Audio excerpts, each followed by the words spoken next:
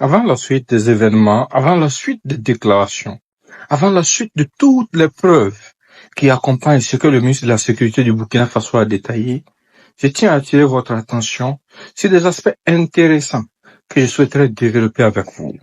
Et je compte sur chacun d'entre vous individuellement pour partager ce message. Parce que ça peut aider à la bonne compréhension de ce que nous défendons. Ça peut aider à dénuder certaines personnes qui se cachent derrière des causes auxquelles ils ne croient pas pour pouvoir envenimer notre situation.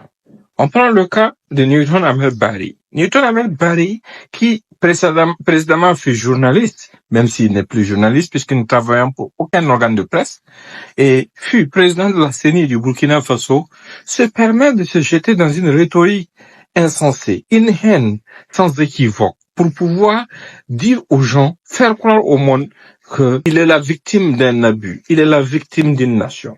Alors que Newton n'est pas une victime, Newton est très loin d'être une victime, parce qu'à travers ses propos, par exemple, hier soir, il a eu à confirmer tout ce que je vous ai déjà dit. Newton est allé très loin en affirmant ouvertement que si le président Traoré a échappé à un coup d'État, il n'échappera pas à une rébellion, et du moins une deuxième rébellion. Parce que selon lui, ses expressions, il fait déjà face à une rébellion de Ansar al-Islam, les Nim. Ça montre clairement la position de Newton Ahmed Barry par rapport à notre patrie.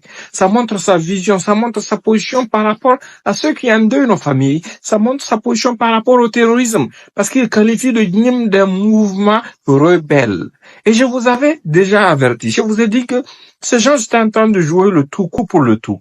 Ils essaient de voir dans quelle mesure ils peuvent transformer cette situation que nous avons, cette situation de terrorisme en rébellion, en leur propre faveur.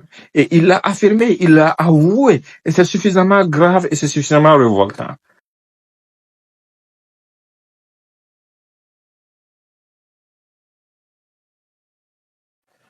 Mais quand Newton Ahmed Barry parle du fait que le président Traoré fera face à une rébellion, il compte sur qui pour créer cette rébellion? Puisque lui-même a affirmé à très haute voix que qu'il a toute sa famille en France depuis 1993. C'est sur la famille de qui que Newton Ahmed Barry compte? Monsieur Barry, vous êtes en exil en France depuis quelques mois. Pourquoi? Moi, je suis venu juste en juillet pour la rentrée de mes enfants parce que ma famille vit en France depuis 1993. Donc, Ils disent par moment défendre la communauté Peul, mais ce sont des gens qui ont exagéré la situation. Ce sont des gens qui ont créé toutes sortes de problèmes à la communauté Peul. Ils n'ont jamais aimé la communauté Peul parce que je l'ai répété à plusieurs reprises.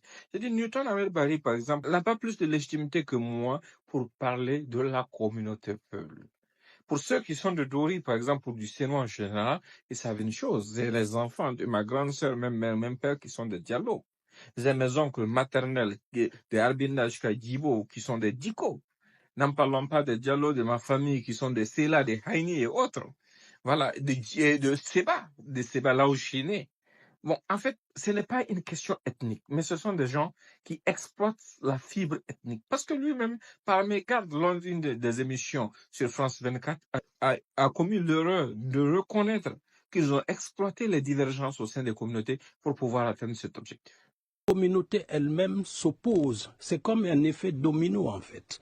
On est rentré par une porte, le terrorisme est rentré par une porte, et donc a essayé d'activer à l'intérieur tous les petits différends qui existaient entre les communautés. Comme je vous l'ai démontré à travers cette petite vidéo, ces gens n'ont aucun amour pour la communauté Peul. Ils ne défendent aucune cause ethnique, de la même façon que les terroristes ne défendent aucune cause ethnique. Les terroristes ne sont pas les représentants de la communauté Peul.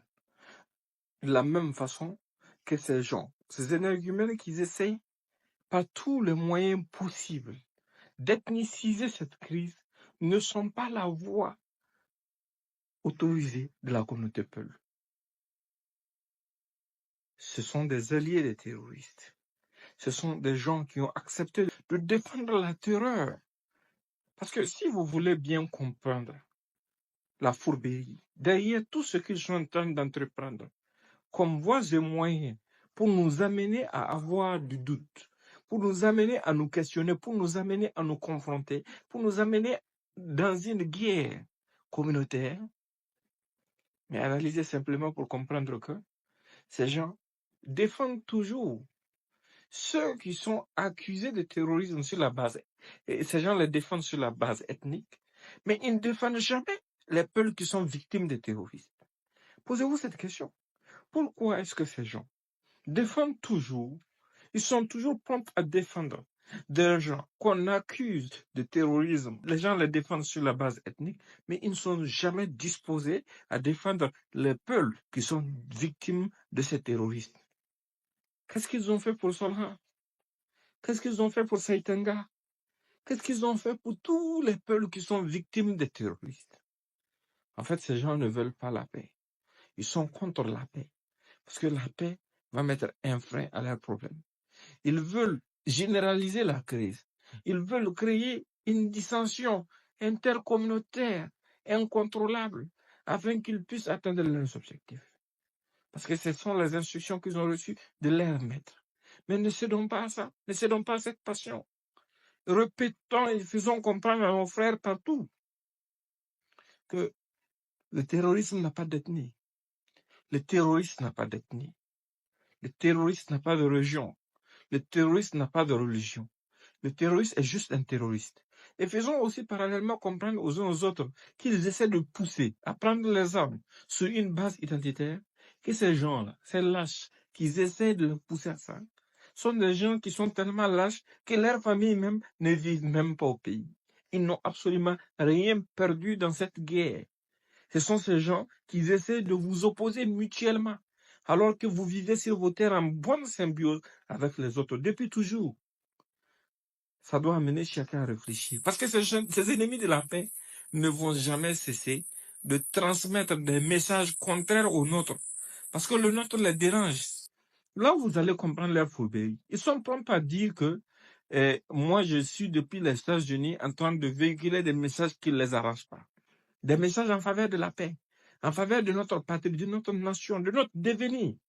Mais ils ne vont jamais s'insurger contre les messages de ceux qui, depuis les États-Unis ou la France ou la Côte d'Ivoire, véhiculent des messages pour renforcer le terrorisme, véhiculent des messages pour diviser les gens, véhiculent des messages pour risquer la vie des peuples. C'est ce que chacun doit comprendre. Portez-vous bien et bonne journée.